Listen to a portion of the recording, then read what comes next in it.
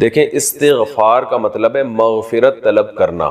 تو جب بھی کوئی شخص اللہ سے معافی مانگتا ہے کہ اللہ میرے اس جرم کو معاف کر دے تو اس کو استغفار کہا جائے گا.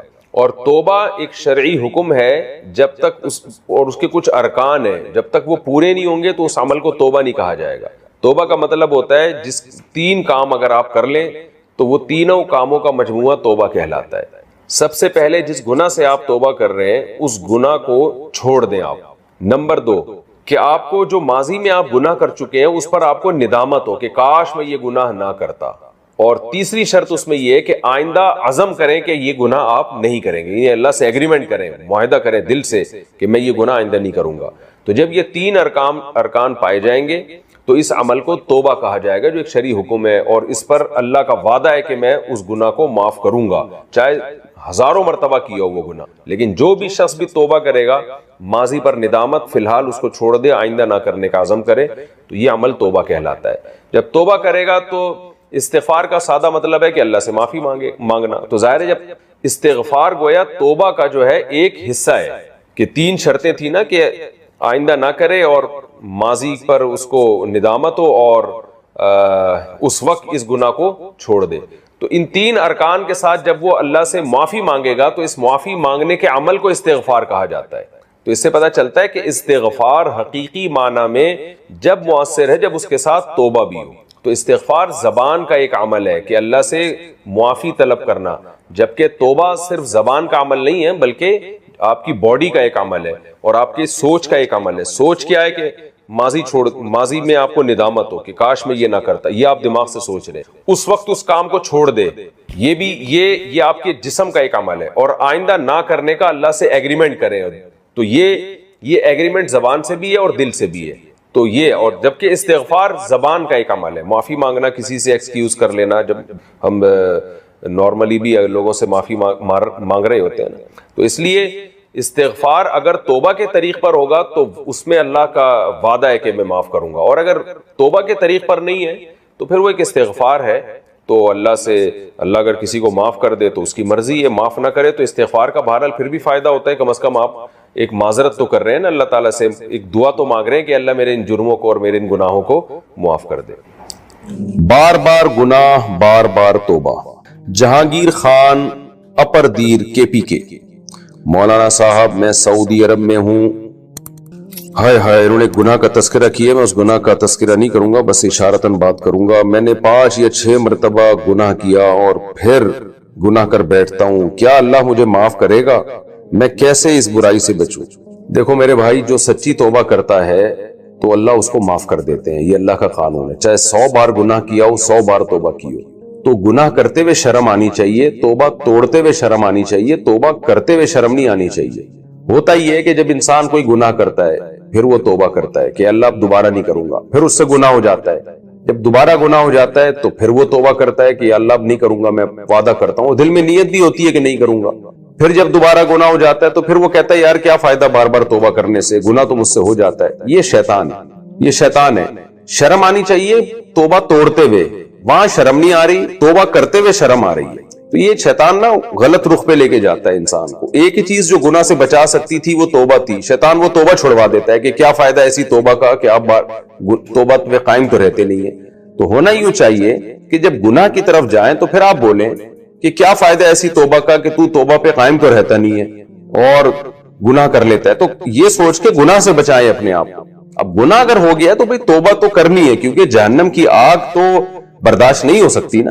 یا آپ نے کمپرومائز کر لیا کہ چونکہ میں بار بار گناہ کر رہا ہوں اب میں نے جانا جہنم میں، تو جہنم کی آگ برداشت نہیں ہو سکتی. 100 بار گناہ ہوا ہے تو 100 بار توبہ کریں. اللہ سے بولیں کہ اللہ میں نہیں اس پہ، میں دوبارہ توبہ کریں. وہاں سعودی عرب میں بڑے علماء، جو بزرگ علماء ہیں، جو نیک پرہیزگار ہیں، عرب ہوں، ان کی صحبت میں جا کے بیٹھیں، یا کوئی انڈیا پاکستان کے علماء ہوں جو نیک بزرگ ہوں، ان کی صحبت میں جا کے بیٹھیں، تبلیغ میں وقت لگائیں.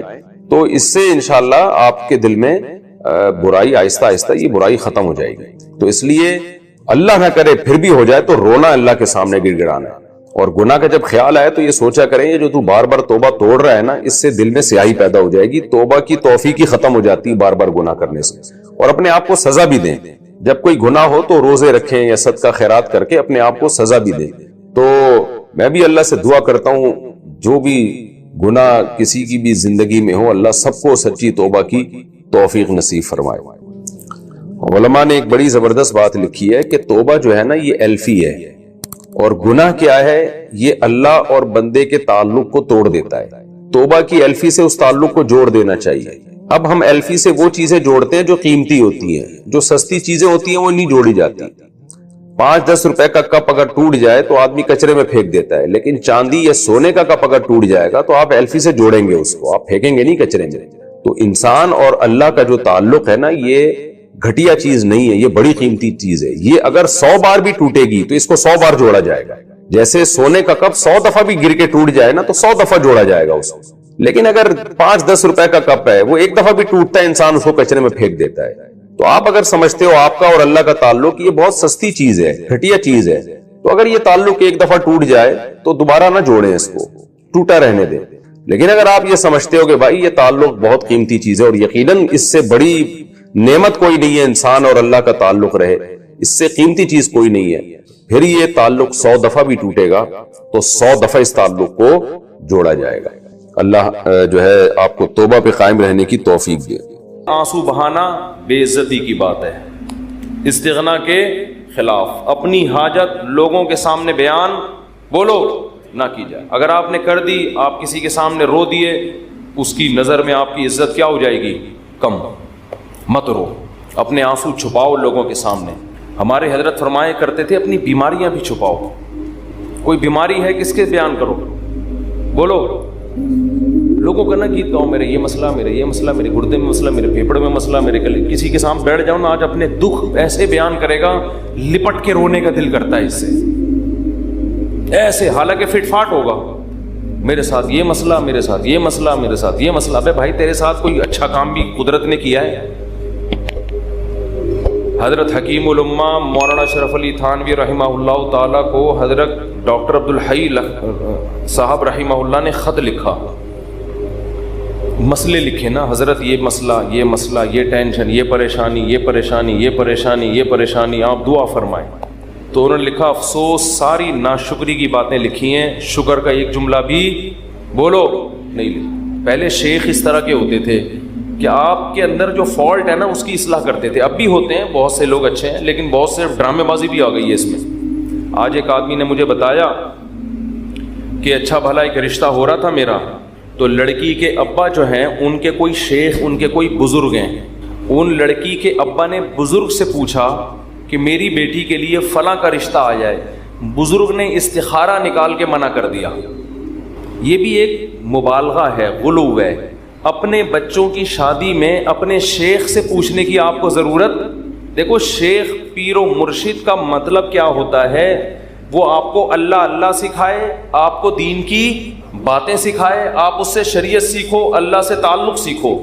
شادی بھی اپنی مرضی سے کرو، آپ ہر چیز میں شیخ سے پوچھا جا رہا ہے، تو بھائی وہ آپ کے گھر کے حالات آپ سے زیادہ نہیں جانتا۔ باپ جتنا اچھا بیٹی کے لیے فیصلہ کر سکتا ہے، ماں جتنا اچھا فیصلہ کر سکتی ہے، پیر و مرشد نہیں کر سکتا۔ پتہ نہیں کیا بنا لیا لوگوں نے پیر و مرشد کو، اپنی شادی بھی پیر صاحب جہاں کہیں گے وہاں ہوں گی، بچے کی شادی بھی پیر صاحب۔ وہ بھائی پیر ہے یا تمہارا باپ ہے؟ یہ خدا ہے؟ یہ پیر صاحب اللہ اللہ سیکھنے کے لیے ان کو بولیں بس اللہ اللہ سکھائیں، ٹھیک ہے نا؟ اس کے علاوہ مجھ سے لوگ آ کے، بہت سے عقیدت مند لوگ ہیں مجھ سے آ کے پوچھ رہے ہوتے ہیں میری بچی کا یہ مسئلہ وہاں کر دوں۔ میں کہتا ہوں نہ میں آپ کی بچی کو جانتا ہوں، نہ میں اس کم وقت کو جانتا ہوں معذرت کے ساتھ جس سے آپ کی بچی کی شادی، میں کہاں مشورہ دوں گا؟ خود فیصلہ کرو بھائی۔ تو اتنا زیادہ اپنے گھروں میں یہ جو پیر و مرشد ٹائپ کی چیزیں ہیں، جو اور ایک نمبر پیر ہوگا نا وہ یہی مشورہ دے گا، کہے گا بھائی اللہ اللہ سیکھو، مجھے کیا پتا کہ آپ نے کہاں شادی کرنی ہے کہاں نہیں کرنی ہے، تو آپ کا گھریلو معاملہ ہے۔ طلاقیں دے رہے ہیں پیر سے پوچھ کے، طلاقیں کس سے پوچھ کے دے رہے ہیں؟ پیر و مرشد سے پوچھ کے۔ تو کہاں سے کہاں بات چلی جاتی ہے۔ تو میں یہ عرض کر رہا تھا، دیکھو مخلوق کے سامنے رونا، رو لیتا ہے انسان، کبھی پریشان ہوتا ہے تو رو لیتا ہے، ہر ایک میں توکل برداشت ایک جیسی نہیں ہوتی، لیکن اللہ کو مخلوق کے سامنے رونا پسند بولو نہیں ہے۔ میری عادت ہے، میں اپنے بھی کچھ معمولات کبھی کبھار بتا دیتا ہوں۔ کبھی اللہ نہ کرے کوئی بیماری آئے، اللہ نہ کرے، تو میں کبھی دعا کی درخواست بھی مسجد میں اعلان نہیں کرواتا۔ جیسے 8-10 سال پہلے مجھے ملیریا ہو گیا تھا، کافی بھی رمضان میں ہوا, کافی بیمار, ملیریا بھی اپنی حماقتوں سے ہوا, احتیاط نہیں کی اور ہو گیا تو بھی ٹیسٹ نہیں کرایا. فنٹر گیری چل رہی تھی اس وقت, تھوڑی انسان ذرا اور ینگ ہوتا ہے تو فنٹر پنا اس میں زیادہ ہوتا ہے. ٹیسٹ کروا لیتا, ٹائم پہ علاج ہو جاتا تو مسئلہ نہیں بنتا. بخار ہوا, اتر رہا ہے, چڑھ رہا ہے بخار, فنٹر گیری میں ہی ہم زندگی گزار رہے ہیں, وہ بہت ہی خطرناک ہو گیا. یہاں مؤذن, میں مارکیٹ سے شارٹ ہو گیا, 10-12 سال پرانی بات ہے. مارکیٹ سے جب بھی کوئی چیز شارٹ ہوتی ہے جو ہر وقت اویلیبل ہو تو لوگوں کو ٹینشن ہوتی ہے.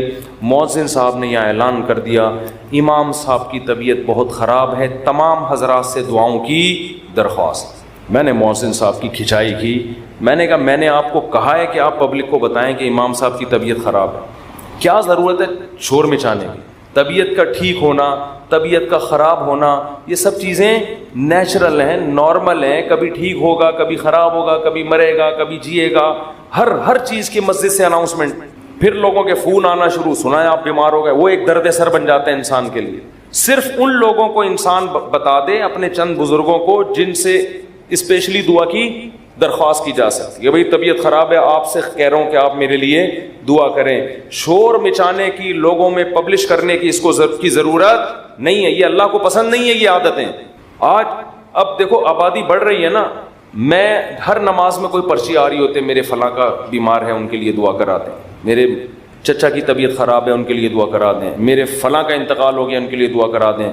اس کا کیا ہوتا ہے, میرے دماغ میں ان کا نام رکھنا مشکل ہو جاتا ہے. نام رکھنا کیا ہو گیا, الحمدللہ اللہ کا گلے کا توق, ایک توق ختم ہو گیا.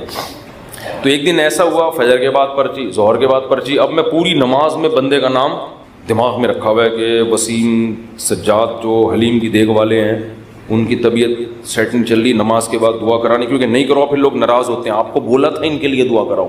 یا تو پرچی وہاں لے جا کے رکھ دیں نا, زبانی میں اور ٹینشن. تو ایک دن ایسا ہی ہو گیا, مجھے پاس ایک ظہر میں ایک صاحب آئے کہ جی وہ فلاں کی طبیعت خراب ہے. میں نے کہا یار میں ہول سیل کے حساب سے دعا مانگ لوں گا, اے اللہ جس کی بھی طبیعت خراب ہے ٹھیک کر دے یا عافیت سے اٹھا لے.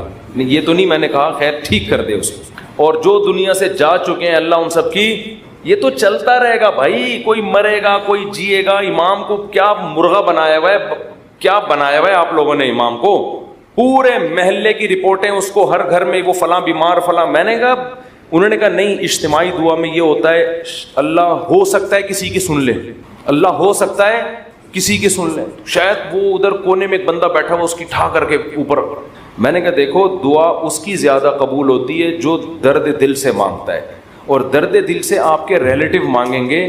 کسی کو کیا پتا کہ سجاد حلیم والا کون ہے, وسیم کباڑ والا کون ہے, سلیم گولے گنڈے والا کون ہے, اور شریف پنچر والا کون ہے, کسی کو کیا پتا یار. جب اس طرح دعائیں مانگیں گے لوگ کہیں گے اللہ ہے وہ ٹھیک کر دے, تیری مرضی, نہیں بھی کر تو کوئی اتنی بڑی ٹینشن والی بات نہیں ہے. آپ اپنے خاص محبت والے چاہنے والوں کو بتایا کرو. کوئی بزرگ ہیں جن سے تعلق ہے, یا امام سے خود کہہ دو کہ مفتی صاحب میرے فلاں کی طبیعت خراب ہے آپ دعا کر دیں, کیونکہ آپ کو عقیدت ہے امام صاحب سے شاید ان کی دعا, تو انسان کھڑے کھڑے وہی دعا کر دے. یہ سنت ہے. صحابہ نبی کے پاس آ کے یہ نہیں کہتے تھے کہ مسجد نبوی میں فلاں کے لیے دعا کروا دیں. صحابہ یہ کہتے تھے یا رسول اللہ آپ میرے لیے یہ دعا کر دیں. نبی اسی وقت کھڑے کھڑے ان کے لیے دعا کرتے تھے, اور بہت دفعہ سامنے قبول بھی ہو جاتی تھی. نبی صلی اللہ علیہ وسلم نے ایک دفعہ ارشاد فرمایا کہ میری امت کے 70,000 لوگ بغیر حساب کتاب کے جنت میں داخل ہوں گے جو اللہ پہ بہت زیادہ توکل کرتے تھے. تو ایک صحابی کھڑے ہوئے حضرت عکاشہ مجمع میں, انہوں نے کہا یا رسول اللہ میرے لیے دعا کر دیں, میں بھی انہی میں سے ہوں. یہ نہیں کہا یا رسول اللہ میرے لیے 27ویں رات کو سب کے سامنے دعا کروا دیے گا, بس یا رسول اللہ آپ میرے لیے بھی دعا کر دیں. آپ نے فرمایا اے اللہ اللہم اجعل عکاشۃ منہم, اے اللہ عکاشہ کو بھی ان لوگوں میں شامل کر دے. جب حضرت عکاشہ کی دعا نبی نے مانگی صحابہ کو تو جوش پیدا ہو گیا. ایک اور صحابی کھڑے ہوئے, یا رسول اللہ میرے لیے بھی دعا کر دیں کہ اللہ مجھے بھی ان میں سے کر دے. آپ نے فرمایا سبقک بہا عکاشہ, عکاشہ سبقت لے گئے. کیا مطلب, حدیث کا مفہوم کیا ہے کہ اللہ نے یہ فضیلت اس کے لیے رکھی تھی جو اس فضیلت پہ بہت زیادہ حریص ہو, اور یہ حرص عکاشہ میں ہے کیونکہ انہوں نے کسی اور کے کھڑے ہونے کا انتظار نہیں. یہ بذریعہ وہی نبی کو پتہ چلا نا کہ یہ اللہ اسی کے لیے قبول کرے گا جو پہلے نمبر پہ کھڑا ہو کے دعا مانگے گا, دوسروں کے لیے آپشن نہیں ہے. تو نبی سے تو ڈائریکٹ درخواستیں کی گئی ہیں. اس طرح علماء سے کہنا چاہیے کہ حضرت میرے فلاں کا مسئلہ ہے, یہ دعا کرا دیں, یہ کر دیں, یہ کر دیں.